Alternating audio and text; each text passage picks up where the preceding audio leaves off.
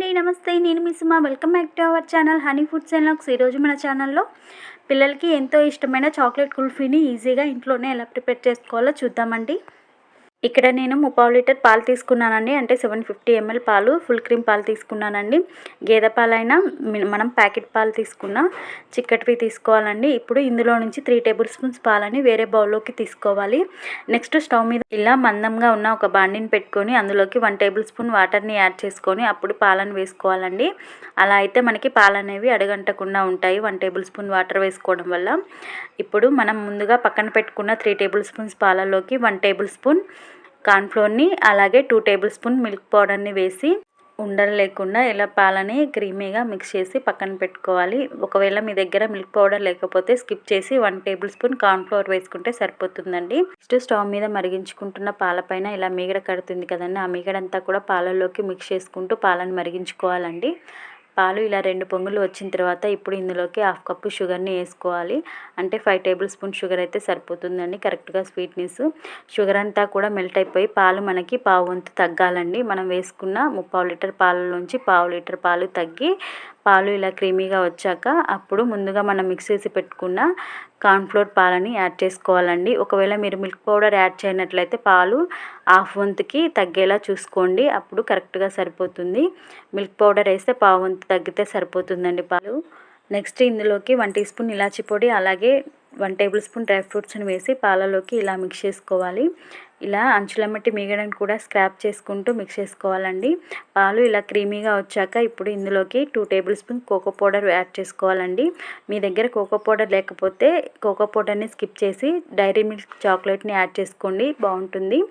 ఇప్పుడు ఈ పాలన్నిటిని కూడా కంప్లీట్గా చల్లారేలా ఇలా చల్లారి పెట్టుకోవాలండి. మిక్స్ చేసుకుంటూనే చల్లారి పెట్టుకోవాలండి. అప్పుడే మనం వేసిన కోకో పౌడర్ అలాగే పాలపైన మీగడ కట్టకుండా ఇలా మిక్స్ అయిపోతుందండి.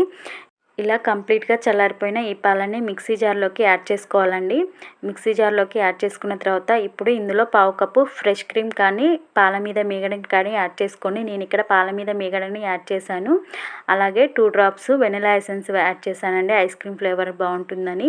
ఇలా స్మూత్గా గ్రైండ్ చేసుకున్న పాలని మనం ఒక బాక్స్లోకి ఎయిర్టైట్గా ఉన్న బాక్స్లోకి వేసుకొని 4 అవర్స్ పాటు ఫ్రీజ్ చేసుకోవాలండి. ఇక్కడితో ఐస్ క్రీమ్ కంప్లీట్ అవ్వలేదండి. 4 అవర్స్ తర్వాత తీసి చూపిస్తున్నా చూడండి, ఇలా ఫ్రీజ్ అయితే సరిపోతుందండి. ఇప్పుడు మళ్ళీ మిక్సీ జార్ తీసుకొని మనం ఫ్రీజ్ చేసుకున్న ఐస్ క్రీమ్ అంతా కూడా ఇందులోకి యాడ్ చేసుకోవాలండి. స్మూత్గా ఇలా మిక్సీ పట్టుకోవాలండి. ఇలా స్మూత్గా వస్తేనే మనకి కుల్ఫీ అనేది చాలా టేస్టీగా ఉంటుంది, స్మూత్గా చాలా బాగుంటుందండి.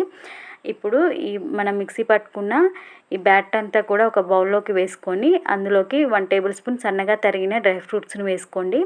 ఇప్పుడు ఈ డ్రై ఫ్రూట్స్ అంతా ఇలా ఒకసారి మిక్స్ చేసుకొని ఇలా కుల్ఫీ మౌల్లోకి తీసుకోవచ్చండి. మనం కుల్ఫీ అని చెప్పాను కదండి నేను, అందుకే కుల్ఫీ మౌల్లోకి తీసుకుంటున్నానండి.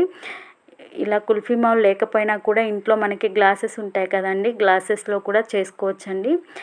మీకు గ్లాస్లో కూడా ఎలా చేయాలో చూపిస్తున్నా చూడండి. ఇక్కడ నేను స్టీల్ గ్లాస్ తీసుకున్నానండి చిన్నది. ఇప్పుడు ఆ గ్లాస్లో కూడా మనం మిక్స్ చేసి పెట్టుకున్న బ్యాటర్ని యాడ్ చేసుకుంటున్నాను.